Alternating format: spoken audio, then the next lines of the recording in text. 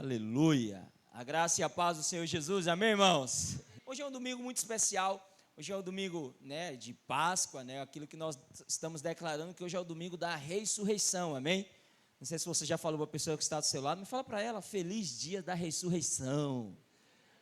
Aleluia, amém, irmãos? Nós vamos na contramão do mundo, nós queremos falar o que de fato é o que significa hoje para nós, amém?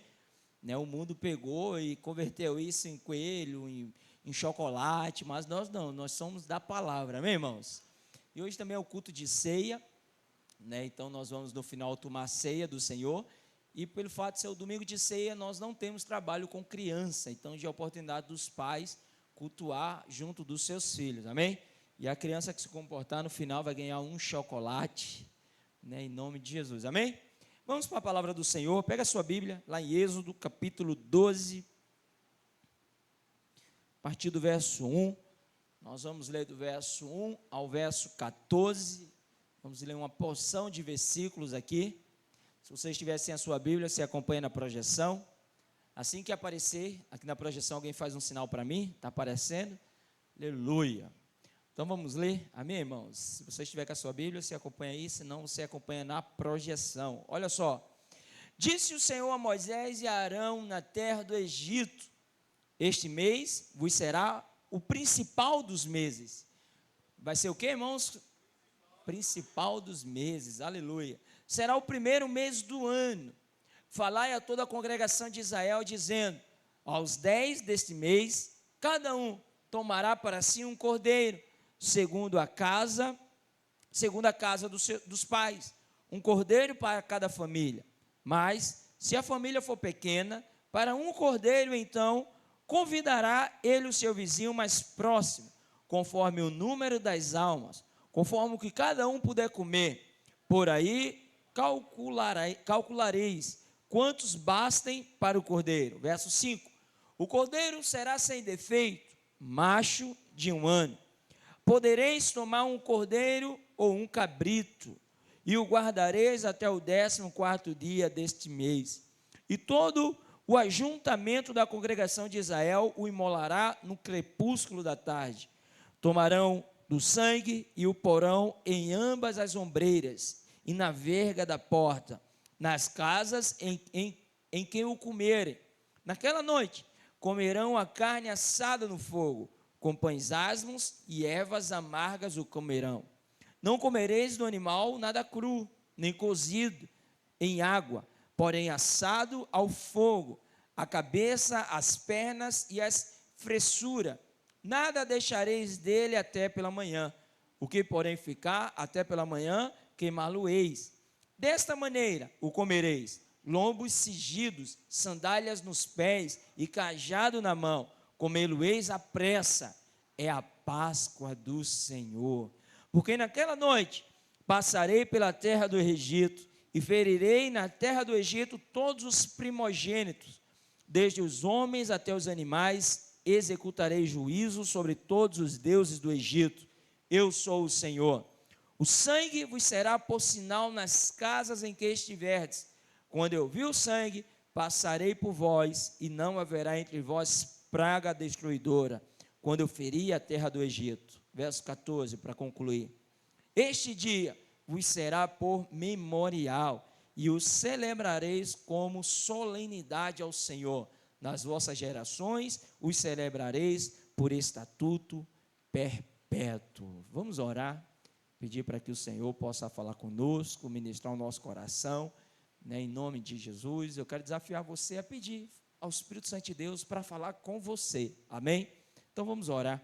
Meu Pai, em nome de Jesus, nessa noite, aqui reunidos, Senhor, lembrando mais uma vez do sacrifício feito a nosso favor, ó Deus, que removeu o pecado do mundo. Ó Pai, eu te peço que nessa noite o teu Santo Espírito possa trazer clareza aos nossos corações, possa remover diante dos nossos olhos todas as escamas, tudo aquilo que impede de ver o sacrifício perfeito, a obra perfeita de Cristo na cruz.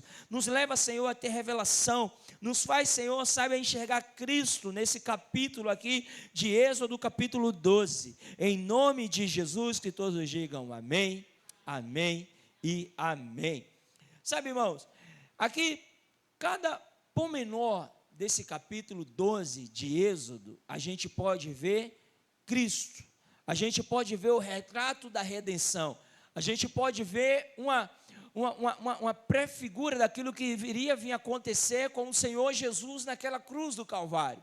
E é muito interessante porque a primeira coisa que nós podemos ver aqui é a respeito de uma nova vida, uma nova vida. Se a gente for lá para Êxodo capítulo 13, verso 4, Êxodo capítulo 13, verso 4,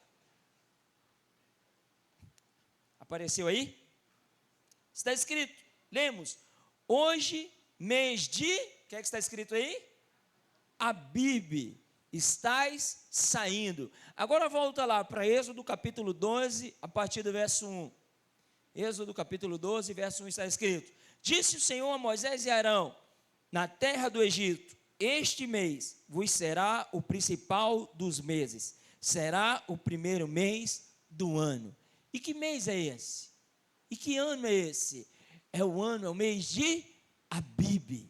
Abib. Agora a questão é, qual o significado dessa palavra Abib, pastor? Essa palavra significa desbrochante, florescente, tenro, algo que está saindo à luz, algo que está nascendo, algo que está se debrochando. E você sabe, é interessante, a partir desse momento, começaria uma nova vida para esse povo. Começaria uma nova estação, começaria um tempo novo para esse povo hebreu, para esse povo de Israel. Da mesma maneira, no dia quando você confessou a Cristo Jesus, a partir daquele momento, houve um novo tempo na sua vida. Você estava nascendo de novo, era início de uma nova estação. Quando você tira lá a sua identidade, está lá escrito lá o dia, o mês e o ano do seu nascimento, amém, irmãos? Mas, pois é, no dia quando você nasceu de novo, você ganhou uma nova data também de nascimento. Existe o seu nascimento natural, da sua filiação do seu pai e da sua mãe, mas no dia quando você confessou a Cristo e Ele veio habitar dentro de você, você ganhou uma nova data. Você ganhou uma nova data. Eu me lembro exatamente do final de semana que eu nasci de novo. Foi o primeiro final de semana após o Dia das Mães do mês de maio de 2012, foi um mês que eu nasci de novo. A partir daquele momento, começou algo desbrochante na minha vida, algo novo, algo que estava saindo à luz da minha vida, uma nova história, e essa história agora é escrita pelo dedo de Deus. Da mesma maneira, esse povo de Israel aqui, estava desfrutando de um novo tempo, de um novo nascimento, de uma nova vida, amém, irmãos? É interessante porque aqui a gente também pode ver que era um cordeiro para cada família. Olha o que o verso 3 diz. O verso 3 fala, falai a toda a congregação de Israel, dizendo, aos 10 desse mês, cada um tomará para si um cordeiro, segundo a casa dos pais, um cordeiro para cada família. Presta atenção no que eu vou te falar. Você sabe, a salvação ela é individual, amém? Mas o plano de Deus não é só salvar você. O plano de Deus é salvar você e toda a sua casa. Porque aqui a gente percebe que era um cordeiro para cada família. E na nova aliança existe uma promessa sobre a minha vida, sobre a sua vida, que eu e a minha casa serviremos ao Senhor. Há uma promessa sobre a sua vida também, filho, que você pode lembrar o Senhor todos os dias dessa promessa, que você e a sua casa servirá ao Senhor. Você e a sua casa servirá ao Senhor. Por quê? Porque o cordeiro era para cada família. Então, é interessante porque essa é a ideia do Senhor. A ideia do Senhor é ser esse Deus geracional. A ideia do Senhor é ser o Deus dos meus pais, é ser o meu Deus e também ser o Deus dos meus filhos e o Deus dos filhos dos meus filhos. Amém, irmãos? É interessante porque na minha casa, nem os meus pais eram crentes e nem os meus avós. E aí o que é que acontece? Deus começou uma nova linhagem através da minha vida. E a partir de mim, eu e a minha casa serviremos ao Senhor. Se começou uma nova linhagem, a minha descendência servirá ao Senhor. Deus, Ele é o Deus de Abraão, Deus, Ele é o Deus de Isaac, Deus, Ele é o Deus de Jacó, ou seja, Deus, Ele é um Deus geracional. Deus é o seu Deus, Deus é o Deus dos seus filhos também, de toda a sua descendência. Amém, irmãos? Agora, a gente pode perceber que quando, você sabe, se nós observarmos, aqui no verso 3, ainda diz, ao 10 desse mês, cada um tomará para si um cordeiro, segundo a casa dos seus pais, um cordeiro para cada família. Aí o verso 4, Moisés fala, Mas se a família for pequena para um cordeiro, então convidará ele o seu vizinho mais próximo, conforme o número das almas, conforme o que cada um puder comer. Por aí calculareis quanto bastam para cada cordeiro. Você sabe o que é interessante? É que aqui a palavra de Deus está falando que a família nunca seria maior que o cordeiro. Ou seja, o cordeiro poderia ser suficiente para a família, mas tinha casos que o cordeiro ia sobrar e você poderia convidar os vizinhos para comer com você. Pastor, o que é que isso nos aponta? Isso nos aponta para aquilo que nós vamos começar a partir de amanhã, que é o nosso jejum. E o tema do nosso jejum é: ide e buscai os perdidos. Então você pode entender, irmãos, que o cordeiro, ele serve para mim, mas ele é tão grande e tão suficiente que a gente pode convidar os vizinhos para se alimentar do mesmo cordeiro também. A gente pode compartilhar com os irmãos, a gente pode compartilhar com os vizinhos, a gente pode compartilhar com os nossos familiares, porque essa é a ideia de Deus. Deus, ele é suficiente. E eu te digo mais, o cordeiro, ele é tão suficiente, que as nossas necessidades diante dele é como conta-gotas, e a provisão dele é como o oceano. Então, ou seja, Deus, ele é, o cordeiro, ele é suficiente para a nossa vida. Ele é suficiente ao ponto de ser suficiente para mim e para aqueles que estão à minha volta. Então, isso nos aponta para um evangelismo. Então, tem muita gente, irmãos, que ainda não comeu do cordeiro. Tem muita gente que ainda não desfrutou da salvação. Então, ou seja, eu desfrutei da salvação e percebi que sobre a minha vida foi anulada todo tipo de maldição, todo tipo de enfermidade, todo tipo de miséria, todo tipo de escassez. Então, se eu provei e eu vi que é saboroso, e eu vi que é prazeroso, e eu vi o quanto que isso me fez bem, aprove a mim agora, irmãos, eu saí compartilhando desse mesmo cordeiro com os demais. Ou seja, servindo aqueles que estão à minha volta, servindo aos que estão próximo de mim. Da mesma maneira, você pode fazer o mesmo. Amém? Próximo final de semana, nós teremos um encontro com Deus. Então, ou seja, você pode convidar pessoas a se alimentar do mesmo cordeiro. Eu mesmo, irmãos, eu sou fruto de um encontro com Deus. Eu já tinha pisado em prédio de igreja, eu acho que 2 ou 3, mas eu não era familiarizado com a igreja, eu não gostava de ir a culto, mas um dia, uma mulher de Deus, a minha prima, me convidou para ir para o encontro, e eu fui. Você sabe, lá me apresentaram o cordeiro, eu comi do cordeiro, e a minha vida foi salva, o meu pecado foi retirado, e foi dada a mim a salvação eterna, e foi tão prazeroso, e foi uma comida tão boa que eu comi, ao ponto que eu saí de lá, convidando mais pessoas para se alimentar do mesmo cordeiro. Quantos estão me entendendo? Amém? É interessante também, porque quando nós podemos perceber que o cordeiro, no verso 5, ele tinha que ser sem defeito, macho de um ano. Então, por que o cordeiro deveria ser sem defeito? Porque esse cordeiro aqui apontaria para Cristo. Lá em João, capítulo 1, verso 29, quero pedir para algum dos servos trazer uma água para mim, por favor. Pega lá para mim, Júlio, por favor. Então, João, capítulo 1, verso 29, está escrito: no dia seguinte vi João a Jesus, que vinha para ele, e disse: eis o Cordeiro de Deus, que tira o pecado do mundo. Lá em 1 Pedro, capítulo 1, verso 18, 1 Pedro, capítulo 1, verso 18, a palavra de Deus diz: sabendo que não foi mediante coisas corruptíveis, como prata ou ouro, que fostes resgatados do vosso fútil procedimento, que vossos pais vos largaram, mas pelo precioso sangue, como de cordeiro, sem defeito e sem mácula, o sangue de Cristo. Então, o cordeiro tinha que ser sem defeito, porque aquele cordeiro estava apontando para Cristo. Estava apontando para Cristo. Sabe o que é precioso, irmão? Na palavra de Deus, se você for um pouquinho estudioso da palavra e conhecedor da palavra, você vai perceber que o Egito, ele aponta para o mundo. E aqui Deus estava colocando a última praga, que viria o anjo da morte, que passaria e mataria todos os primogênitos de Faraó. E aí, aquele povo hebreu estava sendo liberto do mundo. E aquilo apontava para uma salvação. Por isso que o cordeiro, ao ser imolado, tem que ser um cordeiro sem defeito. Da mesma maneira Cristo veio para nos libertar do mundo, da maldição do mundo, e Ele foi o Cordeiro perfeito vindo da parte de Deus. Da mesma maneira que hoje, que aquele povo, a partir do momento quando foi livre do Egito, eles não tinham mais nada no Egito e nem o Egito tinha mais nada nele. Da mesma maneira, eu e você não temos mais nada no mundo e nem o mundo tem em nós, porque o sacrifício do Cordeiro que foi perfeito, foi agradável aos olhos do Pai, foi aceitável diante de Deus.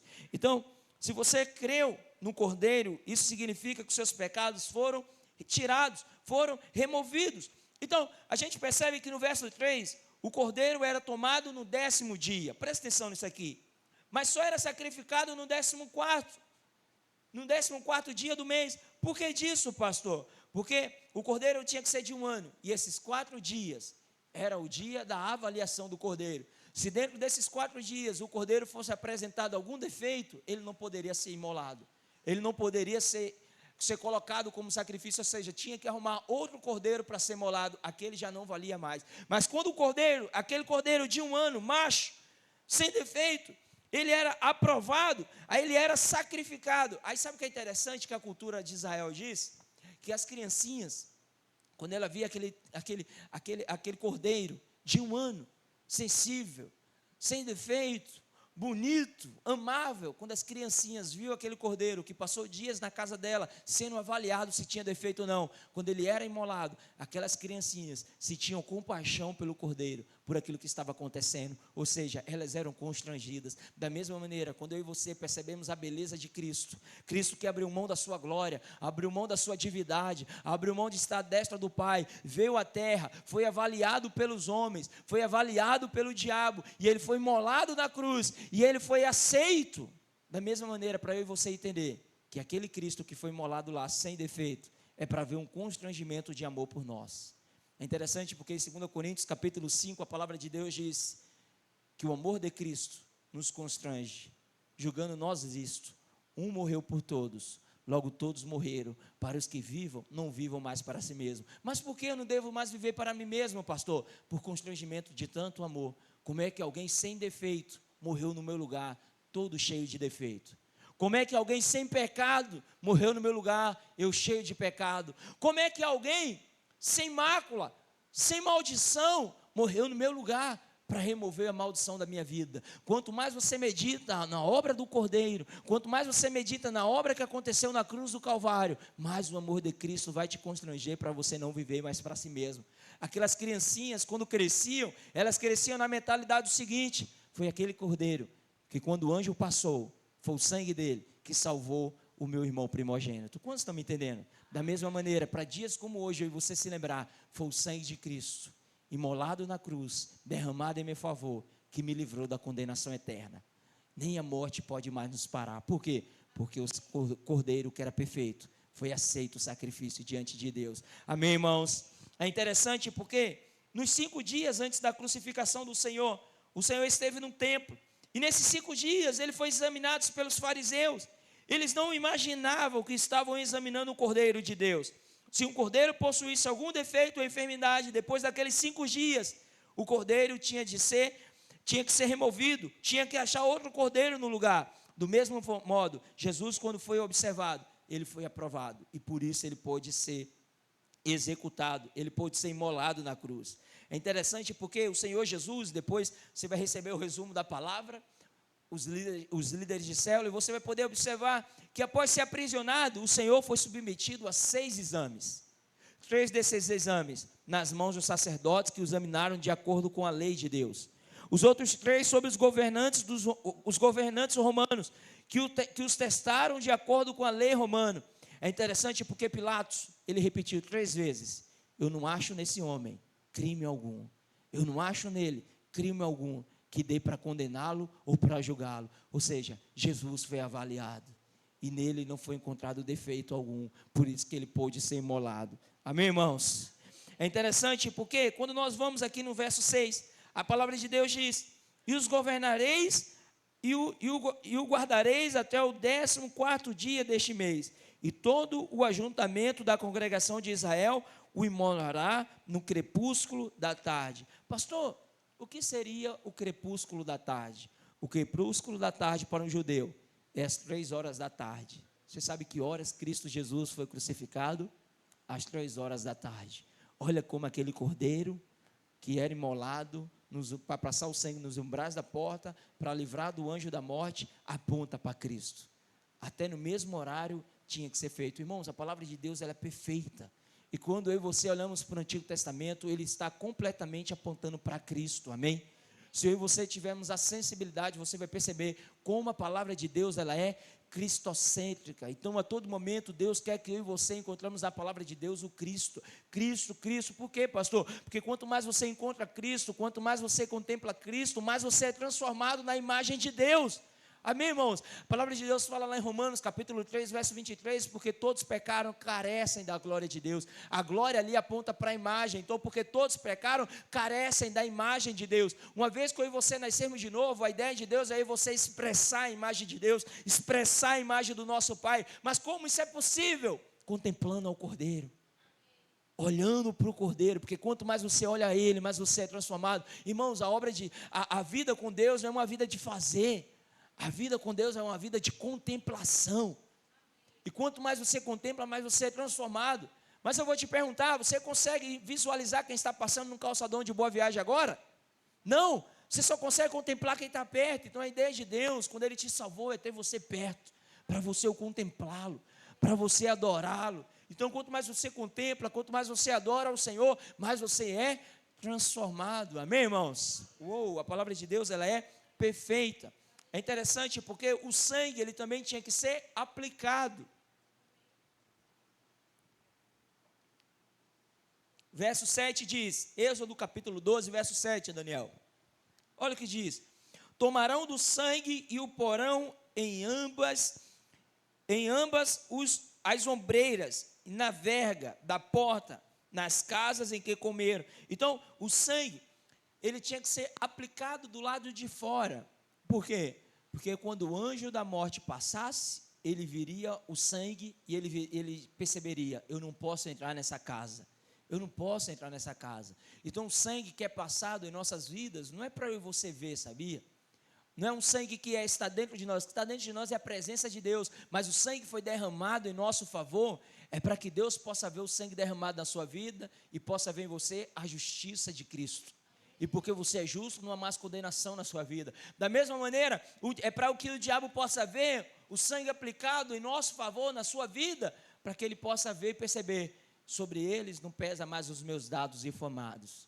Por quê? Porque nele há o sangue de Cristo. Nele a condenação foi removida, nele a maldição foi removida, a minha morte não pode mais alcançá-lo, porque ele está coberto pelo sangue. O sangue na nossa vida é a marca de que maldição, doença, enfermidade, escassez não pode mais se achegar a nós. Da mesma maneira que aquele anjo da morte não podia entrar na casa, porque o sangue tinha sido passado nos umbrais. Da mesma maneira, a morte também não pode mais nos encontrar. Amém, irmãos? Como Cristo Jesus falou, por mais que nós venhamos a morrer, aquele que crê nele, ainda que morra, viverá, porque a morte não tem mais domínio sobre nós. Amém, irmãos? Quantos podem dizer graças a Deus por isso? Interessante, porque quando esse sangue ele é aplicado, isso é para nós aplicarmos a fé, mas é Deus quem avalia o poder do sangue. Lembre-se disso, que sem derramamento de sangue, não há remissão dos pecados. Quero fazer uma afirmação com você. Você sabe qual é a fonte de todas as bênçãos? A fonte de todas as bênçãos é a remissão dos nossos pecados. A remissão dos nossos pecados é a fonte de todas as bênçãos. Por quê? Porque é através da remissão dos pecados que a gente tem acesso a Deus. É a remissão dos nossos pecados que a morte não tem mais poder sobre nós. É a remissão dos pecados que a enfermidade alguma não tem mais poder na nossa vida. É a remissão dos pecados que a gente agora pode ter a garantia que a morte não tem mais poder sobre nossas vidas. Então, o sangue derramado em nosso favor é a prova que os nossos pecados foram todos removidos. E se o pecado foi por completo removido, não há nada que impossa Deus operar na sua vida. E você pode se achegar diante de Deus. Amém? No verso 13, se você avança aí, Daniel, lá para o verso 13. Olha o que diz: quando eu vi o sangue, passarei por vós, e não haverá entre vós praga destruidora, quando eu ferir a terra do Egito. Então, o Senhor não diz, quando eu ver as suas obras. quando eu ver a sua caridade. Não, o Senhor fala, quando eu ver o sangue. Pastor, o que significa? Significa que o sangue basta. O sangue é suficiente. O sangue é suficiente, irmãos. Essa é uma das coisas mais libertadoras que nós podemos ter. Por causa do sangue derramado de Cristo, hoje a gente pode ter paz com Deus. Irmãos. Olha, a palavra de Deus fala que nós devemos lançar sobre Ele toda a nossa ansiedade, todas as nossas preocupações, irmãos. Eu vou te falar, eu não sei o que é que tem te atormentado, eu não sei o que é que tem removido a sua paz, mas, meu irmão, o sangue que foi derramado em seu favor, você hoje pode ter paz com Deus.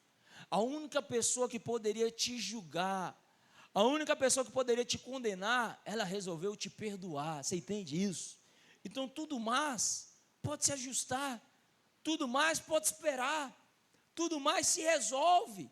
A única coisa que precisava de alguém resolver no seu lugar, que era a sua condenação eterna, já foi resolvido. Então fique em paz, que aquele que não negou o próprio filho, antes por você o entregou, como não pode te dar graciosamente com ele todas as coisas? Então o Senhor não precisa ver suas obras, o Senhor não quer ver, sabe, a sua dedicação, não. O Senhor viu o sangue sendo derramado sobre a sua vida, e você reconheceu, isso basta, porque você creu, você pode viver eternamente com Ele, amém? Aleluia. Então o sangue de Jesus foi aplicado na sua vida. Então, pois saiba que Deus agora vê o sangue e não as suas falhas e fracassos. E quando Deus vê o sangue, a maldição e a praga não chegam até você. Amém, irmãos? Outra coisa, o cordeiro devia ser comido. Fala assim comigo, o cordeiro deve ser comido. Vira para o irmão que está do seu lado e fala para ele, o cordeiro deve ser comido. Vira para ele, o cordeiro é Cristo. Coma de Cristo. Se alimenta de Cristo. Irmãos. Olha o que o verso 8 diz. Êxodo capítulo 12. A partir do verso 8. Naquela noite, comerão a carne assada no fogo, com pães asmos e ervas amargas a comerão. Não comereis do animal nada cru, nem cozido em água, porém assado ao fogo, a cabeça, as pernas e a fressura, não deixareis dele até pela manhã, o que porém ficar até pela manhã, comê-lo-emos. Então a palavra de Deus fala que o cordeiro não podia ser comido cru e nem cozido. Presta atenção, quando Cristo, ele foi levado na cruz, ele levou sobre si, como cordeiro de Deus, todo o pecado da humanidade. Isso é precioso. Deixa eu te falar algo aqui. Olha, irmãos, uma das mentiras do diabo que por muitas vezes ele fala para os homens, que as pessoas que estão no inferno, elas estão lá porque elas merecem, porque elas fizeram algo para estar lá, mas isso é mentira. Quem está no inferno, não está lá porque merecia o inferno, ou até mereciam, mas a verdade é outra. As pessoas que estão no inferno, elas estão lá porque não creram no Cordeiro, porque não se alimentaram do Cordeiro, que foi oferecido gratuitamente. Então presta atenção, ninguém que está no céu fez nada para merecer para estar lá, e ninguém que está no inferno, também não está lá por causa dos seus pecados. Quem está no céu, ou quem está indo para lá, está lá e está indo para lá porque creu. E isso aqui é uma importância de crer da maneira correta. E quem está no inferno, não está lá por causa dos seus pecados e por causa das suas falhas. Eles estão lá porque não creram, porque Cristo Jesus foi imolado pelo pecado do mundo inteiro. Agora a justificação, ela vem pela fé. Precisa crer. E quando você crê, isso é imputado para a sua justiça. Quando você crê, aí sim, o sacrifício se manifesta para você como ativo. Ou seja, esse sacrifício de Cristo na cruz, quando você crê, isso é imputado para a sua justiça. E Deus, quando olha do céu sobre a sua vida, e a partir do momento que você crê, Ele fala, é justo, é aceito, pode chegar diante de mim, amém? Então presta atenção, o Cordeiro, ele pegou o pecado do mundo inteiro e levou na cruz. E Deus sendo santo, Deus precisava punir o pecado, mas da mesma forma também Deus é amor, e Deus não queria punir aquela obra que Ele não apenas criou, mas Ele fez de si mesmo, ele tirou de si mesmo. Quando Deus foi criar o homem, ele falou, façamos, ou seja, ele tirou de si, foi algo que ele fez dele mesmo, a imagem e semelhança dele. Então, por um lado, Deus é santo, ele tem que punir o pecado. Do outro lado, Deus ama a sua criação, Deus ama aquele que ele fez para ser a imagem e sua semelhança. E agora o que é que Deus fez? Deus falou, eu já sei o que eu vou fazer, eu vou pegar os pecados, vou colocar sobre o meu filho e vou punir ele, para que os demais tenham uma chance para eu ter eles de volta. Quantos estão me entendendo?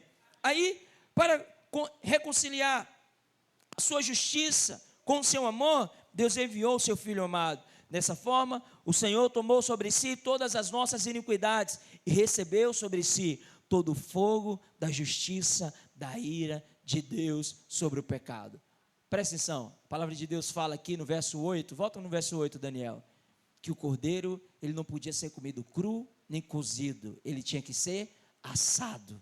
Presta atenção nisso aqui, irmãos.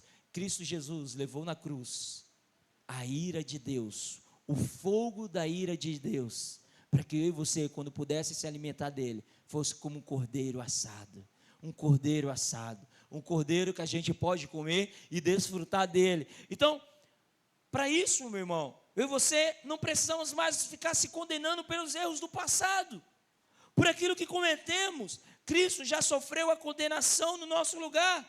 Então, viver se punindo, viver se condenando, viver uma vida paralisada por causa de erros, falhas, pecados, é como se estivesse dizendo, o sacrifício de Cristo não foi suficiente, a obra de Cristo não foi suficiente, mas isso é mentira do diabo.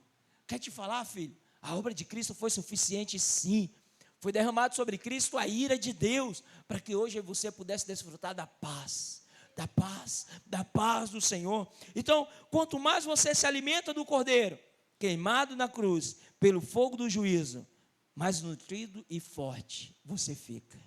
Você fica. Você quer ser um cristão maduro? Você quer ser um cristão que você, por mais que caminhe pelo vale da sombra da morte, não teme mal nenhum?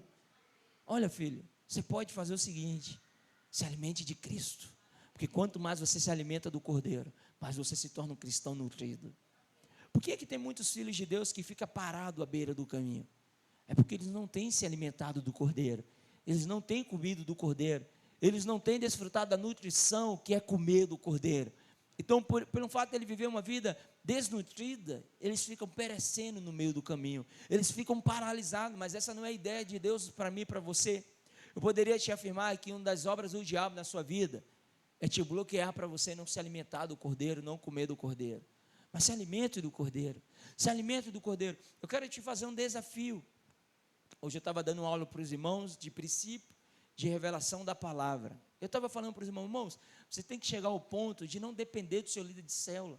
Você tem que chegar ao ponto de não depender do pastor. Porque infelizmente, irmãos, tem muitos filhos de Deus que se alimentam do Cordeiro, só quando chega no culto, senta e o pastor prega para ele.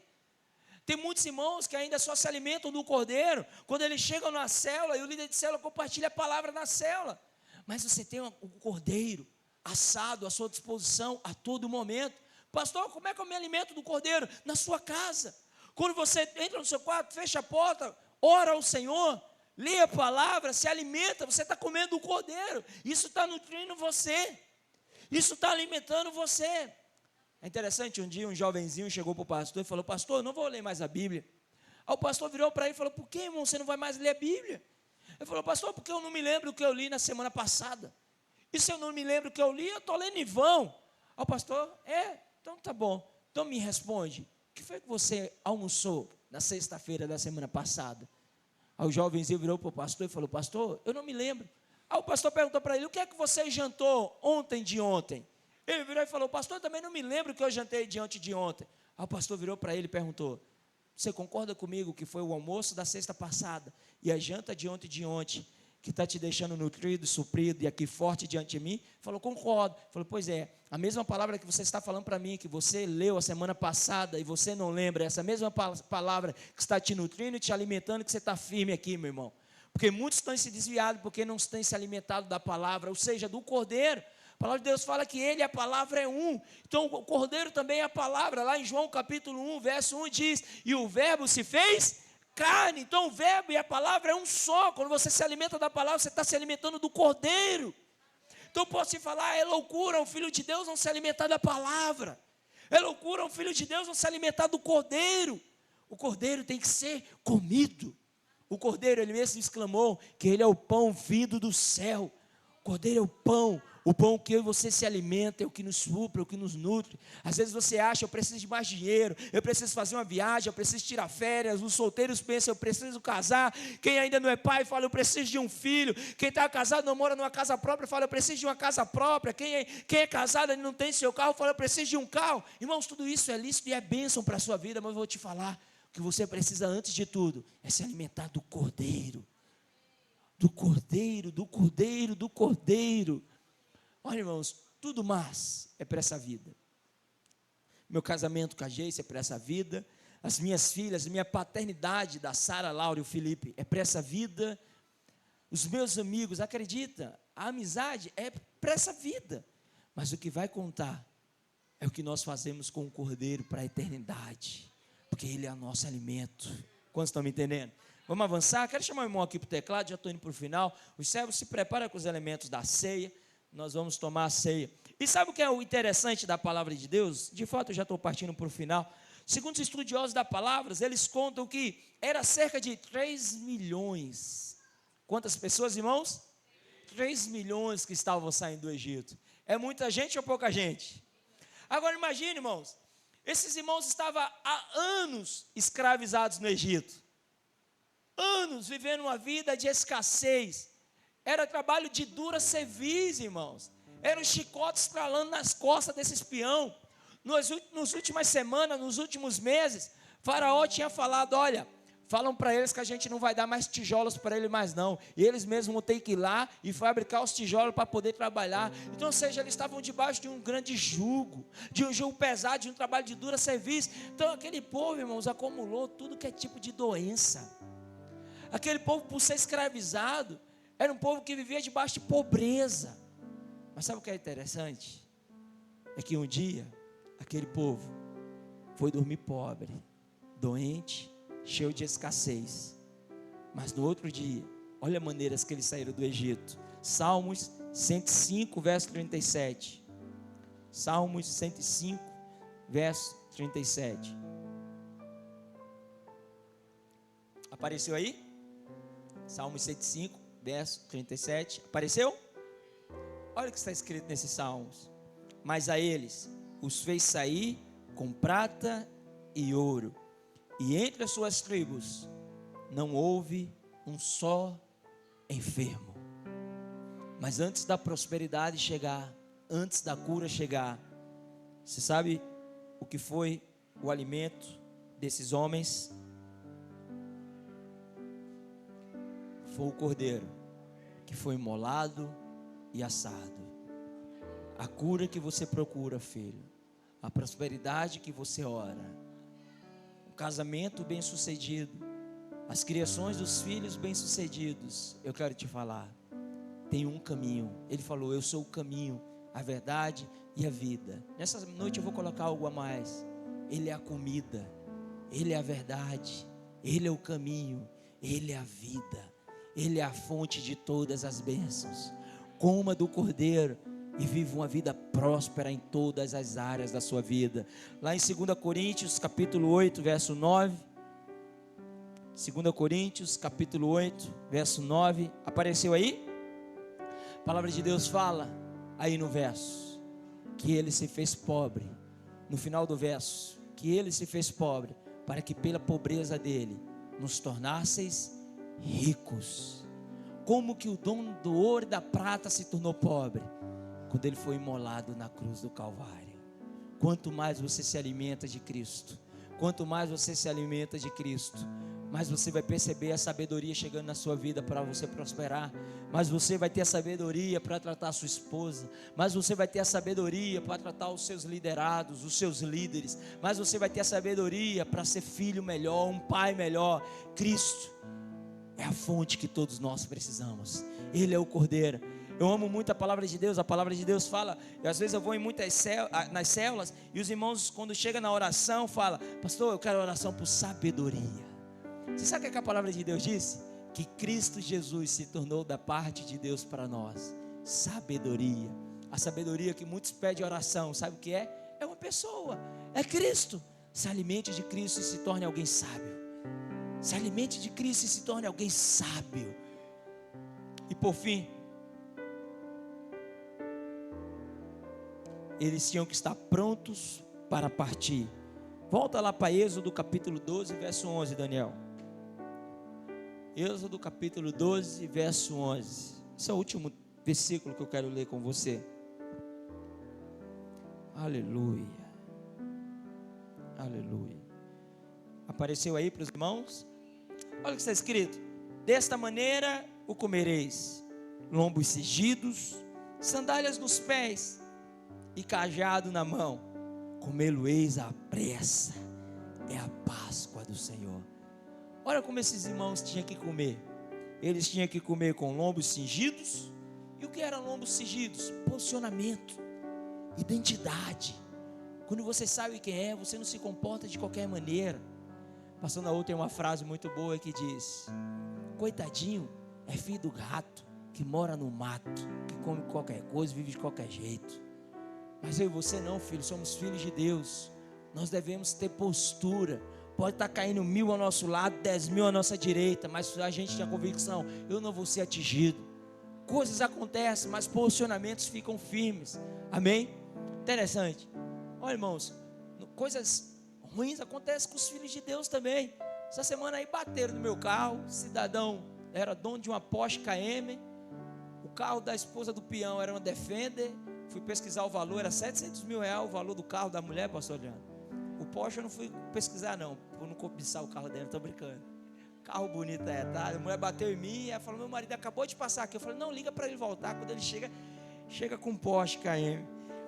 O peão falou que ia pagar, 3 dias depois sumiu, não estava mais para pagar. Irmãos, eu estou vivendo como se tivesse tudo certo.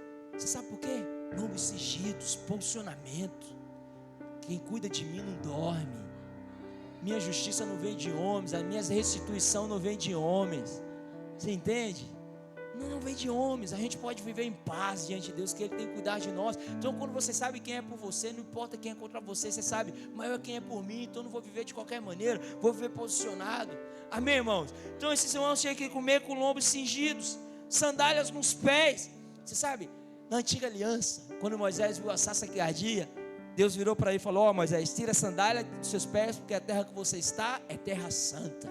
No Novo Testamento, um filho que tinha aprontado, gastado a herança, dissipado tudo do seu pai, quando ele volta para a casa do pai, volta descalço. O pai, a primeira coisa que fala: ô, traz as sandálias, põe no pé do meu filho, porque esse é meu filho, estava perdido e foi achado. Então filhos não andam de qualquer maneira. Amém?